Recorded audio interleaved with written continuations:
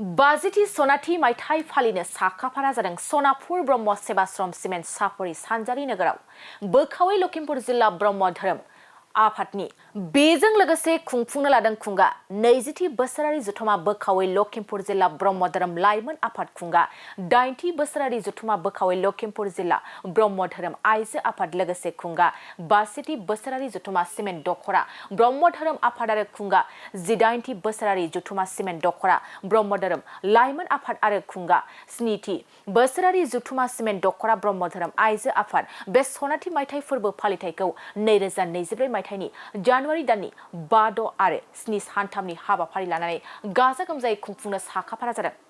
दिनै नैथि सानाव गिबि हाबाफारि बायदियै फुंबिलिनि 6 बाजि रिंगायाव नित्य जयग अर फोजोंगिरि दिपेन नार्जारि गाहाय फोसावगिरि बोखावै लखिमपुर जिल्ला ब्रह्म धोरोम लाइमोन आफाद आरो 7 बाजि 30 रिंगायाव धोरोम सान्थौ बिजिरनाय मासिगिरि महरै मुस्रि लीलाकान्त ब्रह्म गाहाय फोसावगिरि बोखावै लखिमपुर जिल्ला ब्रह्म धोरोम फोसावदिं आफाद बे सान्थौ बिजिरनाय आयदा महरै लादों सान नारायण अराव आहुति होनाय सान नारायणखौ ध्यान खालामनाय आरो गायत्रीनि सोमोन्दै आरो बुंथिगिरि महरै मुस्रि धनेश्वर नार्जारि गाहाय फोसावगिरि सिमेन्ट आन्चलिक ब्रह्म फोसावदिं आफाद आयदा महरै ब्रह्मआ माखौ बुङो आरो फुंनि 10 रिंगायाव खुगा लाइसि आरो बिसम्बि बेखेवनाय फुंनि 11 रिंगायाव सावरायमेल सेमिनार मासिगिरि महरै मुस्रि चन्द्रमोहन मोसाहारि आफादगिरि बोखावै लखिमपुर जिल्ला ब्रह्म धोरोम आफाद बेखेवगिरि मुस्रि प्रदान बरुवा MP 14 नं लखिमपुर लकसभा आयदा बर' माहारिनि लामा एवस्रांगिरि महरै गुरुदेव कालीचरण ब्रह्म सावरायगिरि मुस्रि मनोरन्जन बसुमतारी आफादगिरि खौसेथि बर' सुबुं आफाद आयदा महरै समाज फोसाबगिरि आरो राजखान्थिगिरि महरै गुरुदेव कालीचरण ब्रह्म आरो मोनाबिलि 5 रिंगायाव नित्य जयगनि अर फोजोंगिरि मुस्रि धनेश्वर नार्जारि गाहाय फोसावगिरि सिमेन्ट दखरा ब्रह्म धोरोम फोसावदिं आफाद बेबादिनो दिनै गोबां हाबाफारि लानाय जादों।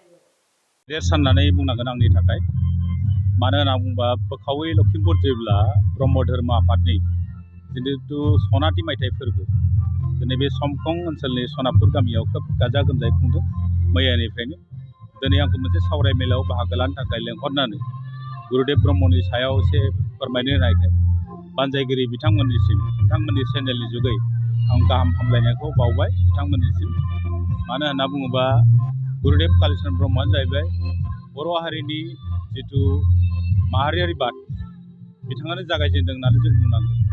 बर' हारिनि गेजेराव धोरोम फोसावनायजों लोगोसे समाज फोसाबनाय रांखान्थि बिथिङाव सांग्रांथि लाबोनाय राजखान्थि बेलायाव सांग्रांथि लाबोनाय गुबुन गुबुन समाज फोसाबनायाव बिथांनि गोबां बिहोमा दं। दा बिथांनि बादै जों हयथ' बर' हारिनि गेजेराव गिबिसिन बे 1900 मायथाइयाव बर' हारिनि गेजेराव समाज फोसाबगिरि हिसाबै जों बिथांखौनो गिबियाव मख'ग्रोनांगोन। गुरुदेबनि जिবিলাক सानस्रिफोर दङ बे सानस्रिफोरखौ जों बयबो गनायना लानांगोन। दिनैनि सुबुं समाजाव जोंना मोनसे सिन्ताखौ जों नुबाय थादों मानसिफोरनि गेजेराव सोर मा खालामदों सोर मा जादों सोर बहा थांदों जों बेफोरखौल' उदिस लानायाव खोब मुखुब खिन्थु जोंनि जिবিলাক मावनां हाबा धोरोमनि बेलायावनो होन समाजनि बेलायावनो होन गुबुन गुबुन आयदायावनो होन जों बेखौ बारा गोसो होनायखौ जों नुवाखै। बेनिखायनो आं खावलायदों गुरुदेबनि जिবিলাক सानस्रिफोर दङ बिथाङा जिहेतु सोलोंथाइ बेलायाव जिथु अबदान होलांनाय जोंनि बर' हारिनि गेजेराव राजखान्थि बेलायाव जिथु मोनथाय होलांनायनि थाखाय जागायजेननाय आरो बुंनो थाङोबा बिथाङा जिहेतु माहारियारि बादखौ बिथाङानो जागायदोंमोन बिथांनि जिবিলাক सान्थौ सानस्रिफोरखौ जुदि बयबो मानिनानै सोलिलाङोबा जोंनि समाजा मोनसे गोग्गो गोजोन जागोन आरो इयुन जोलैनि थाखाय बे मोनसे गोजोन आरो जौगा समाज दानो हागोन होननानै आं फोथायनाय दङ। दिनै बोखावजायै लखिमपुर जिल्ला ब्रह्म धोरोम आफादनि सनाथि मायथाइ फोरबो फालिनाय बेवहाय बोखावजायै लखिमपुर जिल्ला दुलाराय ब्रह्म आफाद लाइमोन आफादा मोनसे सेमिनार लादों। दिनै सानसेनि हाबाफारि लानानै बेयाव गासै मोनबा सेमिनार दं सोलिगासिनो सेमिनारा। दा बेवहाय मैयानिफ्राय प्रग्रामा आराम्भ जादों। सिमेन्ट सापरि हालामनि समखं सनापुर गामियाव मैयानिफ्राय आराम्भ जानानै दिनै नैथि सानाव दिनै सेमिनार हाबाफारिया सोलिगासिनो दङ। दा बेवहाय बिथांमोना मोजां माखासे आयदाखौ लानानै सेमिनार लादों। दा बेवहायनो सेमिनाराव बुंथिगिरि हिसाबै बिथाङा आंखौबो दुलाराय बर' फरायसा आफादनिफ्राय हांख्रायहरदों। दा बेवहाय आं बिथांमोनखौबो सेमिनाराव बाहागो लानानै बेखौनो बुंनो सानदों। दिनै बेखौनो बुंदों दिनै जोंनि लाइमोनफोरा जोंनि फरायसाफोरा समाजाव माखासे गुबुंले थासारि सोमजिनाय आरो सोमजिहोनाय बेफोरनि सायाव माखासे खोथाखौ बुंनाय जाहैबाय।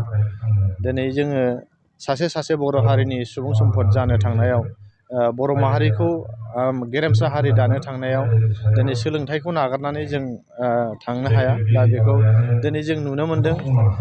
सोलोंथाइखौ नागारनानै जोंनि लाइमोनफोरा गुबुन बिजोङाव जेरै ससियेल मिडियानि खोथाखौ सिगाङाव बुंग्रोनांगोन। ससियेल मिडियायाव गोदोहाबनानै थानानै जि गावनि फरायनां खामानि सिलेबासआ जिखुनु फरायनाय आयदायाव जा मोजां खामानियाव बेयाव बाहायनायखौ जों नुवाखै। जेरै ससियेल मिडियाफ्राव थानानै बिदिनो रिल बानायनाय, टिकटक बानायनाय बायदि हाबाफारिफ्राव बिथांमोना गोदोनानै थानाय आरो गावनि बेसेन गोसा समखौ ओरैनो आद्रि खालामनाय जों बेखौ नुदों। दा बेनिखायनो दिनै बे सावरायमेलनि गेजेरजों आं बिथांमोनखौ खावलायदों दि जाहाथे नैबे जोंनि ससियेल मिडियायाव बांद्राय गोदोहाबनानै थानानै जोंनि बेसेन गोसा समखौ जोङो खाथायनाङा, बिथांमोनखौ आं खावलायनाय जाहैदों। जाहाथे बे ससियेल मिडिया एबा इलेक्ट्रनिक मिडिया बियो आर्टिफिसियेल मोनसे लाइफ, आर्टिफिसियेल बियो जोंनि पार्मानेन्ट लाइफ नङा। दा बे जोंनि पार्मानेन्ट जिउआव जे जोंनि सोलोंथाइयासो मुलाम्फा होगोन। बे ससियेल मिडियाजों माथ्र' बाहायनांगौ, जों ससियेल मिडियाखौबो बाहायनाङा बेखौ बुङाखै। ससियेल मिडियानिफ्राय बुहुमाव मा सोलिगासिनो दं आरो मा जिनिस जाबाय थादों, दा बेखौ मिथिनो थाखाय जोङो दसे सम बाहायोब्ला मोजां जायो गावनि केरियार दानायाव। दा आं बिथांमोनखौ बेखिनिखौ खावलायदों। आरो बेजों लोगोसे गुबुन मोनसे गाज्रिसिन थासारिया जाहैबाय दिनै जोंनि बर' लाइमोनफ्रा आरो जोंनि गामि ओनसोलाव निसा जानाय बे हाबाफारिखौ बुङाबाबो जायो। माने जों बयबो मिथिखासिगौ बुङाब्लाबो। दा बे बारानिफ्राय बारा जाबाय। दिनै टाउनाव बांसिन नुदोंमोन, खिन्थु दा बे टाउननिफ्राय रेजेरनानै गामि ओनसोलावबो हाबनायखौ जों नुबाय। दा बेवहाय जोङो जोंनि लाइमोनफोरखौ खावलायदों बेयावबो दिनै जोंनि लाइमोनफ्रा ड्राग्स जानानै भां जानानै गावनि जि बेसेन गोसा जिउखौ धंस' खालामनानै लाबाय, बिमा बिफानि धन सम्पति फोजोबनानै लाबाय। दा बेवहाय बेखौनो खावलायगोन बिथांमोनखौ, दिनै जोङो बै निसा जानाय, ड्राग्स सोबनाय, भां जानाय, जौ लोंनाय बायदिसिना निसा जानायनिफ्राय जों जानगाराव थानांगौ आरो जोंनि जिउ दानाय एबा जिउ राहा दानायाव जोङो गोसो होनांगौ आरो केरियारखौ जोङो मोजाङै लांनांगौ। जोङो गावनि जिउखौ अननांगोन आरो गावनि जिउजों लोगोसे गावनि जि फरायनां केरियारनि सिलेबास बैफोरखौ अननानै जि जोङो खामानिखौ मावलांनांगोन आरो फरायनांगोन, अब्ला जों साक्सेस जागोन। जों बिथांमोनखौ खावलायदों जाहाथे जों निसा जानाया मोनसे समावल' थागोन। बे निसा थानाय समावल' गाव मोजां मोनगोन। दा निसा जोबफ्लांबानो बे फैसाबो नस्थ' जाबाय, गावनि जिउआबो बरबाद जालांबाय। मोनसे बेबायदि जाथाया सोलिगासिनो दं। दा बेखायनो गासैबो लाइमोन बिथांमोनखौ खावलायदों जाहाथे बे निसा जानायनिफ्राय जों गोजानाव थानांगोन, बेखौ बिथांमोनखौ खावलायबाय। मोनसे गोजोनथाव खौरां। क'क्राझार सहरनि जेडि र'डजों नांजाबनाय सुदेमपुरि गांजिमा बाजाराव थानाय आइ आफा मेडलाइफ BM हस्पिटालाव बेराम सोखानो हानायनि गोबां खाबु दं। आइ आफा मेडलाइफ BM हस्पिटालनि फेसिलिटिफोरानो जाबाय medical laboratory, pharmacy, paediatrics, medicine, gynaecology, dental, urology, dental x-ray, play area, x-ray, sonography, OT, ICU, NICU एबा PICU आरो आइ आफा मेडलाइफ BM हस्पिटाला 24 घन्टा जेब्लाबो खुलायै थागोन। लांलाय लाबोलायनि एम्बुलेन्सआबो मोजाङै सार्भिस थागोन। ओनसोलनि सुबुंफोरा बेराम आजारफोरजों भुगिनानै थाना दंब्ला थाबैनो नोंथांनि देहाखौ फाहामथाय लानो क'क्राझार सहरनि सुदेमपुरि गांजिमा बाजाराव थानाय आइ आफा मेडलाइफ BM हस्पिटालाव गोख्रैनो फाहामथाय लाफैनो हागोन। आबुङै मिथिनो थाखाय 9101655430 एबा 8822 688 026 जानबुं नम्बराव खौरां लाहरनो हागोन।